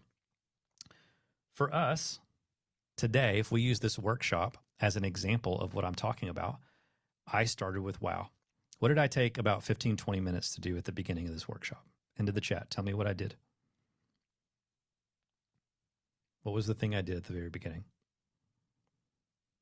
After asking you guys a few questions and teaching you how to use Zoom and getting you interactive, I spent 15, 20 minutes. Yep. Told a story. How many of you had a couple wow moments while I told my story? You don't have to lie. You can be honest. Heard me tell my story and you're like, whoa, that's crazy. Probably more than once, right? What did we do? What was I doing? I was starting with wow. What happened as a result of me starting with wow? Let's do some work on this. What do you think happened if you go back and think about how that story made you feel, or the foundation that it laid, or the tone it set for this workshop? What are some things? Let's see if we can name at least 2 or 3 things between all of us. What are some things that happened as a result of me, quote unquote, starting with wow? Yeah. Gold star to Blake. Perfect student, right? Because it led to the why. Exactly. So it's a little skipping ahead, but more than just that. It created connection, as Greta said. Robert McKee said stories are the currency of human connection. So we created some connection right out of the gate. I also built a little bit of brand authority. Some of you may not have known my story. I don't know how you heard about this workshop, but maybe you're familiar with my work or something, but you didn't know, like, oh, whoa, I didn't know he started as a magician. I didn't know he made $1 million by 21. I didn't know he lost it all twice. and built it back again in his 30s, and now he's in his 40s. I don't know what parts of my story you know, but there was some connection happening. It was endearing, said Dan. Appreciate that. Made it personal. Yep, because it was vulnerable. Denise said I was leaning in. Yeah, you guys get the idea. How many times have you seen someone start any content delivery, speech on a stage at an event, starting a class, a workshop like this, content online? How many of you guys have seen someone start with how? Did you find yourself connected and leaning in and endeared? Probably not. Did you take some notes? Maybe. Do you remember any of those experiences? Maybe some of it would be hard to remember, right? Why? Because of what Maya Angelou said. People forget what they hear you say. They'll forget what they see you do. They will never forget how you made them feel. There's a lot of people stuck in how. They're so stuck in how. They're howing their wow to death. Their stuff isn't resonating. It's not connecting because it's not making anybody feel something. You guys want the cheat code on making people feel something so that what you do is unforgettable? Start with wow. Easiest way to start with wow, tell the story of the wow moment that led to you starting with wow. Okay, now as Blake figured out, if we start with wow, that lays a really amazing foundation to leading into the why, right? All right, let's just do it in the context of the workshop. What did I do after I started with wow? I told you guys the story diamond. You already knew the story diamond, right? That's what the big idea is. I was like, hey, there's this thing called the story diamond framework. It's really cool, and you can have one, and you can build your business. You guys knew that coming into this because it's the context of a signature workshop, and we had to promote it to you. So you already knew what the big what was. But before we got too deep into it, what did we do? Out of that story, and as we got into the framework, I tried to make the framework matter by baking in the why. What was the pain?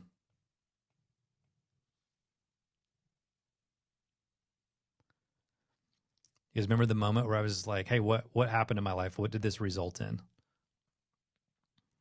And you guys named all the stuff. I didn't even have to tell you the pain. You guys were like, this happened, and you were probably stressed out and overwhelmed, and you were out of time, right? And then I said, what happens if you do it this way? And you guys were like, your life gets awesome, and then even more awesome, and better, right? And then I talked about all these missteps that I'd made. I built an agency. I flipped houses. I did all this stuff, right? Another great one for missteps is also myths, if you want to say myths and missteps. If before I get to teaching someone how to do something exactly, I take the time to say, hey, if you don't get this right, here's what happens. Here's all the pain. If you do get this figured out and apply it properly, this is all the good stuff that can happen in your life and in your business. Also, you should watch out because there's some really common myths and missteps that a lot of people get into when they do this.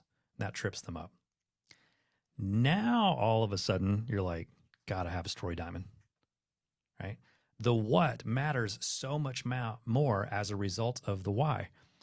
Now, the part that most people spend the bulk of their time on, which is the how, boom. Step 1, step 2, step 3. The 5 easy ways to, the one big thing when it comes to how to do this. Now you get into the part that most of you are already good at. You get to deliver this wisdom and the tangible application of it to what people are working on. If we were to zoom back out again, giving you guys another example of an application of this, this is the format to all of my talks. If someone's paying me $20,000 to come give a keynote at a corporate event, this how section is about 20 to 25 minutes of an hour-long keynote. For most speakers, it's about 55 minutes of their keynote. But I get more impact out of that 20 to 25 minutes than most speakers get out of the 55 minutes. Why? Because everyone's leaning in and they care. Because I started with wow, and then I made it matter by talking about the why. Then I summarized it with one big core idea with the what. Then I spend 20, 25 minutes telling them what they all want to know, which is the how. And then in the last few minutes, I do what we're going to do right now, which is now. So how do we move from how to now? Review is pretty simple. Hey, today we talked about the story diamond. Remember, if you don't build your business around the story diamond, you don't get to refract your revenue. And if your revenue isn't being refracted, it takes a lot more time, to make a lot more money because now you have multiple businesses instead of one business with streamlined sources of revenue. So you got to get a story diamond. And when you get this right, you can refract your revenue into multiple 6 figures or 7 figures, and life gets so much easier. Your business model gets simplified, and you get to make a much bigger impact and a much deeper impact because all of your ways of working, people, are rooted in the wisdom of your signature story. So review. Here's what I told you. Imagine what this would look like in your business. I'm going to walk you through a way to do this right now. Into the chat. What would life look like for you? And what would your business look like if you shifted to this type of thinking and started leveraging the Story Diamond framework and this wisdom worksheet in your business? What would change? Imagine what it would look like. Tell me into the chat one thing. If you applied what you learned today in this workshop, what would happen?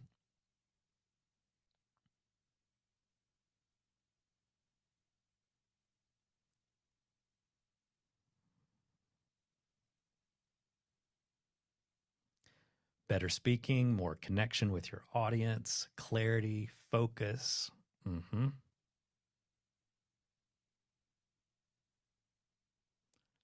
Leverage, for sure. Love leverage. And leverage gets more important as your business starts growing, right? Fun fact on that, while you guys are coming in, this is my opinion. For those of you who are making $50,000 a year or less, it is about plussing and minusing in your business. You're trying to add the right thing to the offer or take away the thing from the offer. You're trying to dial it in, and that's often about plussing and minusing, get it dialed in. With one single offer and the right amount of focus and support, you can go from $50,000 to about $250,000 a year. And there's a threshold for solopreneurs that they hit. They hit a ceiling around $250K. I saw it in my business for years. I see it in so many other business owners that we work with. Once you get between that $200,000 and $300,000 mark and you hit that additional threshold, to go from 50 to 250K, so you got your first 50K from plussing and minusing, you get to 250K by doing more of the right things. Maybe you might think of that as 2xing. To go from 250 to 7 figures is about 10xing. And the math that allows you to 10x is the same math that's inside the Story Diamond framework. It's about how do I get time back, but exponentially multiplying my revenue by doing less, not more. It's a lot of the Pareto principle and the 80-20 rule at work, but it's really fun. Okay, back to the chat. Helpful structure, increased confidence. You get to start your book. That's awesome. More fulfilled and aligned. Yeah. Money plus more ease minus worry equals meaning and contentment. Love that, Kirsten. What a great example. Also, I think I saw something from you earlier about the 4 pillars of brand authority. That's point of view, POV, proof, like social proof. That could be everything from client logos to case studies to quotes and testimonials. So it's 2 P's, proof and point of view, and then excellence and expertise. So narrow niche expertise, area of expertise, combined with a strong point of view. And then that's supported by 2 additional pillars. Do it all really well and throw in some social proof. That's the pillars of brand authority. It's all built on the foundation of positioning, and it's protected by the roof. And those 2 pieces are trust and integrity. Can I jump in with another question? Of course. Okay. So when I think about the social proofs and the authentic connection piece and how they're combined, again, starting off as someone who's new, I don't know. I really struggle with a lot of like, what's the term? I'm sure that you'll all know it. Imposter syndrome. Sure. Yeah, right. Where it feels like if I want to keep the authentic piece, like where's the line between saying, here's the truth of the struggle to the triumph, and I'm still in the struggle, but here's how great it's going. You should buy my product. Sure. Does that make sense? Yeah, it makes total sense. It's another great question. I'm so glad you asked it. I'm going to do this as an incline. Here's how I would encourage all of you to think about this question that you just heard. First of all, is she alone in this, or do we have any others who struggle with a little bit of imposter syndrome from time to time? Or is it just the two of us? Okay, cool. There's lots of us. Here's what I've learned, Naomi. In this timeline, this uphill battle that we're all climbing through life, a lot of people are right here, and we think we all need to be here in order for us to be able to help these people. Here's what we've discovered, and there's a lot of learning, research, and science to back this up. Let's say I want to grow. Let's talk about entrepreneurship. Let's say I want to grow as an entrepreneur. And I go, okay, if I want to grow as an entrepreneur, I want to invest in some coaching or something. I need a mentor. Who would be the best mentor for me? And so I start brainstorming and thinking like, okay, well, I'm way down here. I need to probably find someone who's climbed this hill and is sitting at the very top. So I might think of Richard Branson or Elon Musk or Bill Gates or Warren Buffett. Why? I don't know any of those people. I don't even know if they're good people or bad people. I just know they're super rich and very successful entrepreneurs, the world's most successful entrepreneurs. So I'm like, cool, I got to find Warren Buffett. Is Warren Buffett going to be a very effective mentor for me right now in my business? Probably not. Probably not. I was like, what if I'm like, hey, Warren, I need some help. He's like, what are you struggling with, Harris? And I'm like, I need a few extra leads for my speaking business. And my team of 5, we need like a better meeting structure. And also, how do I get from like 1.4 million to like 1.6? He's going to be like, I don't know. Let me introduce you to a friend or something, right? He is so far out of touch with my day-to-day struggles as an entrepreneur. One, he's going to be absent of a key thing that every coach who's actually going to be effective needs. That is empathy, rooted in an understanding of what it feels like to be where I am. If he ever even felt that, he is disconnected from it. There's not going to be any empathy. He's actually too successful to be able to help me right now. So what does the research show? The best entrepreneur mentor for me is not someone who's up here. It's actually someone who's right here. The best mentor for me, if you're right here, is someone right here. So let's say this person right here is making $1.2 million a year. The best mentor for them is probably someone who's making like 1.6 to $2 million a year. So does this person have it all figured out? No. These people up here have it apparently, quote unquote, all figured out, right? So the best mentors for us, according to science, are someone who's just a little bit further ahead. So if we would apply that to you, Naomi, who are you best at helping? Someone that you're just a little bit further ahead of. There are people in the world who are about to go into what you've already gone through, and they need someone to help them get through it, or they are already through it and they're trying to heal from it or do some sense making around it. And if someone is about to go through something you've already gone through, or is in the middle of something you've already gone through, or is on the other side of something you've already gone through, they need someone like you to help them. And you are close enough to it to have the empathy necessary to be a great guide, but not so advanced that you're disconnected from it because the wisdom is still intact and is fresh. So there are a ton of people that you can help, because the qualification is, are you just a little bit further along than they are? If so, you're a perfect mentor for those people. You don't have to have it all figured out. Did anybody find this workshop today helpful by show of hands? Okay. How many of you guys think I know it all? I don't know it all. Far from it, right? I have so much to learn. How many of you guys would believe me if I told you I've failed a lot in the last few months? I hope you would. Yeah, of course I have. Does that disqualify me to help you guys today? No. It actually helps me be a better helper to you today. We sent out a new offer to our list not long ago. It totally bombed. I learned way more from that than the offer I sent to my list that totally succeeded. Some of the stuff we succeeded at, I'm like, man, why'd that work? I don't even know. I can't figure it out. Some of the stuff that fails, we go in and we start tweaking things, and then it starts working. And I know so much more about why those things succeeded because I got to go struggle with it and try to fix it. Each of you are so equipped to help so many people in the world. And you don't have to have it all figured out either. You just got to be a little bit further along on the timeline than they are. And there's always going to be someone who's a few steps behind. Naomi, if you're having some imposter syndrome, you're going to have to choose courage and not wait for confidence. And I would encourage everyone else to do the same. Some of you are not taking action on something literally today because you don't feel like you're confident enough to. And confidence is not something we choose. We don't have agency over confidence because confidence is the byproduct of taking action with courage over time. I am not born confident. You are not born confident. I might be more confident on stage or on camera than you. Why? Not because I chose to be confident, but because I chose to be courageous when I wasn't confident. And because new experiences have the opportunity to replace old beliefs, my confidence gets built over time. And my brain stops freaking out. My nervous system gets calm because my brain isn't going, hey, that thing's going to happen again and you're going to embarrass yourself. I'm going, well, maybe, but I didn't embarrass myself the last 12 times. So I can feel a little bit more confident today. Right?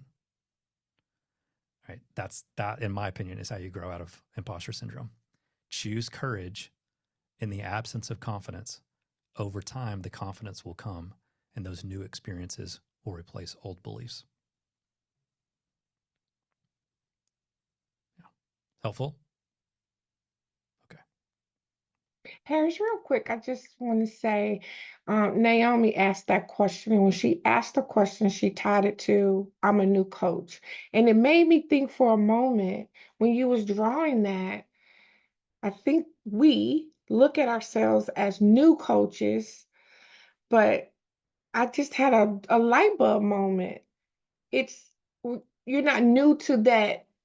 Wow, Correct. that story, and that just clicked something for me. Yeah.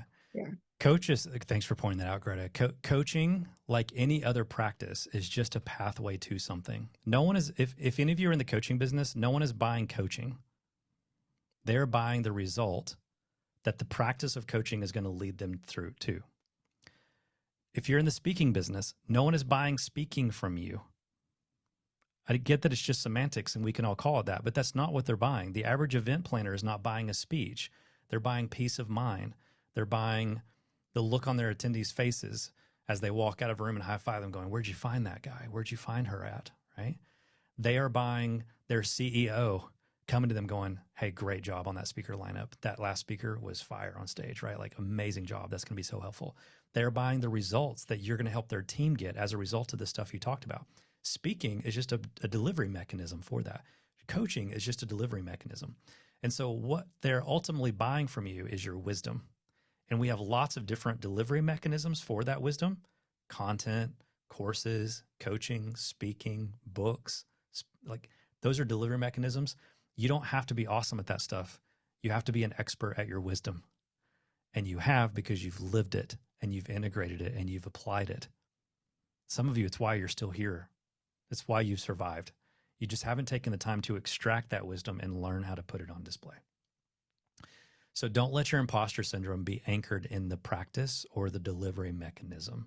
Remind yourself of what people are actually buying from you, and you'll recognize you have a lot of expertise in that area. That goes back to one of the first questions I asked you guys around what problem you solve, how you help your clients, right? You're like, I coach them, I speak to them, I write books for them. Those are pathways, not outcomes. Yeah. Another framing on that, I almost thought this is where you were going to go with that, Greta, when you started talking. And that is, in some ways, we're all new coaches if we're still growing. I coached our clients last week through something that I recently learned. I was a new coach last week from that perspective, right? So if you're always growing, you're always going to be delivering new wisdom that you're always newly integrating and embodying into your life. Yeah. Hey, Aaron, will you unmute and say more about that? A moral imperative to not be stingy with your story. It's one of my favorite topics. What do you mean by that? It just occurred to me as I was thinking the opportunity that we have to help people. Yes. When we think we may not be able to. Yeah. Well said. I often think about story in the context of stewardship. I know stewardship is a weird word to some people, depending on how you grow up. It might have like a religious connotation to it. It doesn't have to. We all have resources that we are responsible to steward well. We think about stewarding our time and not wasting it. We think about stewarding our money and not wasting it. Very few people on planet Earth are thinking about how they steward their stories. And I think we have a responsibility to steward them well. I like that. Yeah, me too. I love the idea of a moral imperative. Yeah, share your story, guys. It's meant to be shared, not just lived. And there's literally people that are waiting on you right now. There are people who are stuck and struggling right now, waiting for someone like you to have enough courage to speak up and go, hey, I'm available to help some people with this. Anybody want some help? They're literally waiting for you. Yeah. Greta, did you unmute? Were you about to say something? Yeah, I was gonna say I was coaching. I showed up for a coaching session, and I just, kind of asked what was on her mind, and she had lost her dog. And in that moment, I tried to tell her that it was just too raw. Been a couple of days, and I realized in that moment I'm trying to get out of it because I never coached anyone through grief. But then when I said I've never coached anyone through grief, like the heart doesn't know the difference between a human or a pet. And so I moved in that. But it's only when you said this now that we're always new, because in that moment I coached someone through grief and I never done it before. So I functioned as a new coach, but I didn't realize it until now. So that kind of helps my confidence. Yeah. There's certainly a time for us to stick with our area of expertise, right? And not step outside of a lane and be irresponsible. There's a responsibility that comes with coaching. And the lack of responsibility that this industry has is what is leading to what I call the reckoning, right? There's a reckoning happening right now in the coaching business. There was a reckoning happening even before and after COVID to the speaking business. And it's like any of you ever know or have a friend who didn't know what to do with their lives, so they went and got their real estate license to become a realtor. It's like those, like, I don't know what to do. I guess, everybody's coaching. I'll become a life coach of some kind. And now you've got 25-year-old life coaches trying to coach like 40-year-old executives as executive coaches. I'm like, what in the world? So I do believe wholeheartedly there is a responsibility to us stewarding our wisdom and the wisdom of our stories by anchoring the work that we're doing with clients in our area of expertise. That said, the art and practice and science of coaching is more anchored and driven by curiosity, and it is driven by us leading someone on a journey of self-discovery to the answer that is right for them. Now, we blend coaching and consulting together quite a lot and blur the lines, because in business coaching, sometimes people just need your expertise. They want the answers, and it helps them move quickly. But too many people are calling themselves coaches. They're actually consultants. And if you're going to be a consultant, you got to make sure you're staying in your lane, and that what you're telling people to do, you're doing it responsibly from an area of expertise. And if you're going to blend the two together like we are, you got to be really careful and make sure someone understands, hey, do I have a coaching hat on right now, or do I have a consulting hat on right now? And if I'm going to consult, do I have this person's permission? Is that what you're looking for? And to not do so much consulting in lieu of coaching that I'm just giving people answers and they're not growing as a part of the journey. So I could geek out about this stuff. I have very strong opinions on the difference between coaching and everything else and what it is, but we are going through a reckoning as an industry because so many people are doing it irresponsibly. So pay attention. That's my encouragement to you, is pay attention to that instinct and try to decipher the difference between, is this imposter syndrome or is this irresponsibility? Is this wisdom speaking or a voice of an imposter saying you don't know what you're doing, right? Yeah. Okay. We got 7 minutes left on the clock. I want to wrap this up, and that is simply to show you this last step. What we've been doing is helping you reimagine, right? So I had you put stuff in the chat. What are the things that would change in your life or your work if you did this? And then the last step is simply the react. Wisdom isn't going to change anyone's life without action. That's why we have such a strong bias for action. That's why we want you to take action on the heels of this workshop. We want you to go do stuff. Like if you leave this workshop and you're like, cool, learn something, but you don't take any action on it, not only did you waste 2 hours of your life, you wasted 2 hours of my life. Please don't do that. Steward this time and this wisdom well. Go do something with this stuff. Act on it. implement it, integrate it, let it trigger something that you did that you wouldn't have done had you not hung out with us on this workshop. And one of the best ways to make sure that you do that well is to not do it on your own, but instead to do it with others. In our work, we often talk about the difference between do it on your own versus done for you. The reason why I find that 4% stat so depressing that I told you about in the beginning, like less than 4% of the people who consume content will implement it, that applies to this workshop today. Less than 4% of the people who consume this as content will implement it in their business and do anything with it. I don't want that to be a stat that's true for us. But we also are not in the done for you business, which means you cannot hire us to come install a story diamond in your business and mine for your wisdom for you. We're not going to go out and tell your story for you. We're not going to change all of your marketing and sales over to this way of thinking for you. We're not in the done for you business. But in this Venn diagram between do it on your own and done for you is this happy middle, and that's the business that we're in. We call it done with you. That is when you combine content like this and better with coaching in a community context. And that's what the Poetics is that you've heard me mention multiple times. The Poetics is a community of like-minded, purpose-driven entrepreneurs working in a group format with a hybrid approach that's supported by one-on-one coaching alongside the group coaching, but in a team-based coaching approach. So they get the right content, the right coaching, and the right community, but also in the right cadence. So because of the way we do group work and team-based coaching, it's a very innovative approach in the coaching space. Because of the way we do it, we can raise the cadence of deliverables up in a way that most people cannot compete with. If you've ever worked with a coach, you probably only get to talk to them once a month, maybe once every other week. If they're very available and not in high demand, or you can afford to pay them enough money, maybe once a week, right? We are in too much demand to be able to talk to every single person once a week, unless we talk to them in a group and take a team-based approach to doing so. Now we can raise the deliverables up to a much higher cadence. We typically talk to our clients at least 3 times a week. We have group calls every Monday, Wednesday, Friday. And because we have a hybrid approach where that's supported with one-on-one, and we have a Slack community, people have access to us throughout the week, which means you're never more than usually half a day, unless it's the weekend, from getting support with a question that you have in your business. So we do a few things really well. One is we have sort of cracked the code on how to help clients win inside of this coaching structure. The other thing we're really good at is helping entrepreneurs like you grow their business in this unique way through the Story Diamond framework so that your life gets easier and you help more people while simultaneously making more money. So if that sounds like something you're interested in, there's a few ways to interact with that. One, we'd love to chat with you. Angie would love to do a short call with you. Angie, do you have a Clarity Call link or something like that you can drop into the chat? If you're interested, this is not a sales call. I'm talking about the call for the link that Angie's putting into the chat. That is not a sales call.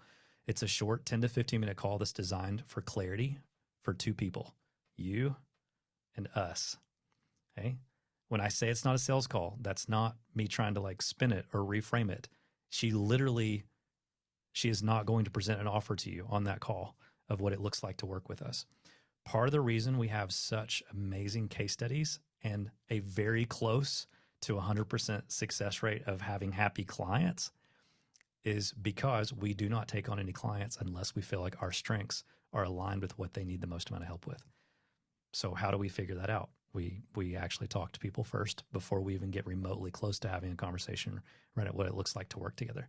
So if you're even like 0.5% interested in exploring what it looks like to get support, that is the first step, is for you to set aside 10 to 15 additional minutes to do a call with Angie so that we can get some clarity for us and clarity for you on what the best next step is.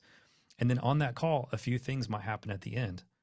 The clarity might be, hey, it makes sense to have another conversation about this. And if so, we'll have another conversation about it. It might make sense to get you a link with more info.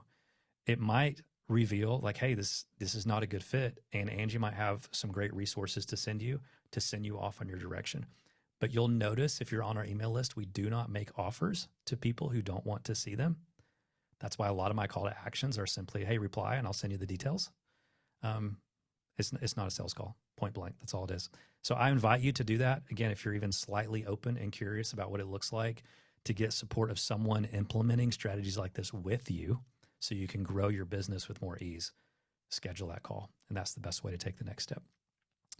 If that's not something that you're open to and you want to do more of this, like hang out with workshops, there's something that you need to succeed at leveraging the Story Diamond framework.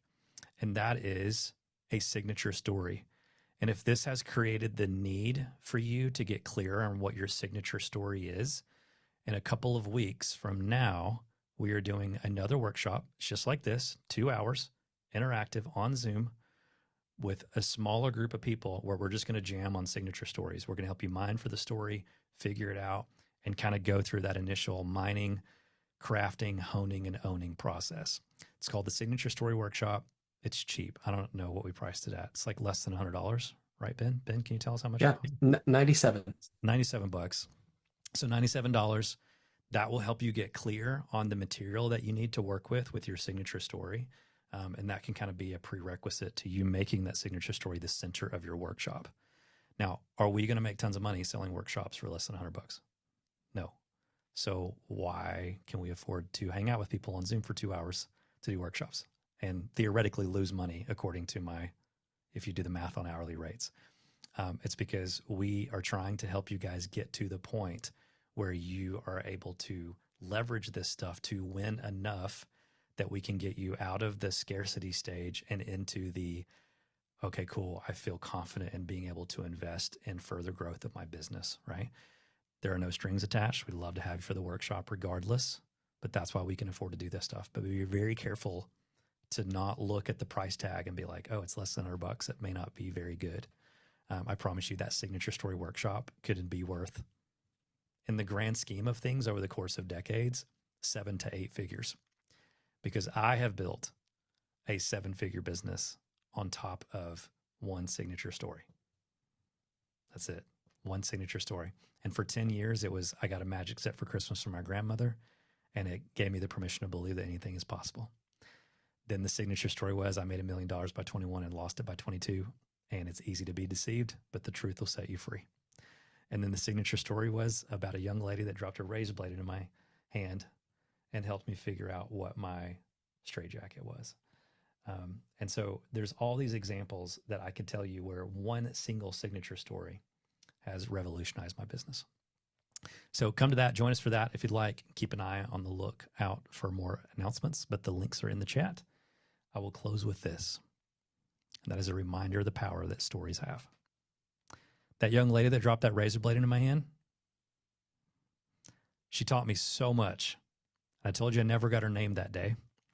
Well, in 2020, while I was laying in bed and not out doing events, I was bored and I was scrolling through pictures on my phone. And I came across a picture of me holding up a straitjacket. Looked a lot like this. And I retold the story. I was like, hey, I know some of you guys read about this story in my book, but I got a straitjacket at a school in Michigan, and this girl dropped this razor blade into my hand. 24 hours go by, and I got a DM from a young lady by the name of Jessica Lynn. That DM said this: I'm not sure if this is a coincidence or not. Maybe it's happened more than once, but I think I was that girl that you're referring to in your most recent post. In Michigan at a school gym in 2012, I didn't realize that day was as impactful for you as it was for me. I gave you my razor blade. I never picked another one up. I graduated high school, went to college, obtained my master's degree, and I'm now a child and family therapist. This memory still holds a huge place in my heart and has played a big role to where I am today in my life. And maybe I'm not the girl you're referring to, but that just means you've impacted others the way that I was impacted, which was life-changing. My friends, that is the power of you getting clear on what your story is, turning that story into a signature story. And what did he call it earlier? Leaning into the moral obligation to steward it well and tell it. But it's not just a story. There is wisdom contained in it. And when you start with wow, it doesn't just give you the ability to accurately extract that wisdom from your story, but to package it up and share it with other people. And when you take all that and move it into a framework like the Story Diamond framework, now all of a sudden you get to steward that story and that wisdom and use it to build a business that gives your life more meaning and purpose that makes a big difference in the lives of others. And then the really cool thing that happens along the way is we get to build better futures for ourselves, for our families, and for the world. I can't think of something better or cooler to do with your life than what we've talked about today. It's so amazing. So amazing.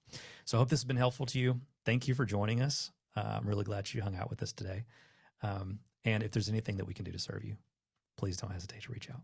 Otherwise, we'll talk soon. Reply to any email that hits your inbox. I'm a real human. I read all the words. We teach people how to leverage AI all the time. All the words that you guys get from me are written by me on my keyboard, not by AI. And there's a human being on the other side. So if you want to hit reply to any email I send you, and I will personally read it and personally reply to you. All right. Have a great rest of your Thursday. We'll talk soon. Bye-bye. Bye. Thanks, Harris. Awesome. Great to see you. See you guys. You too.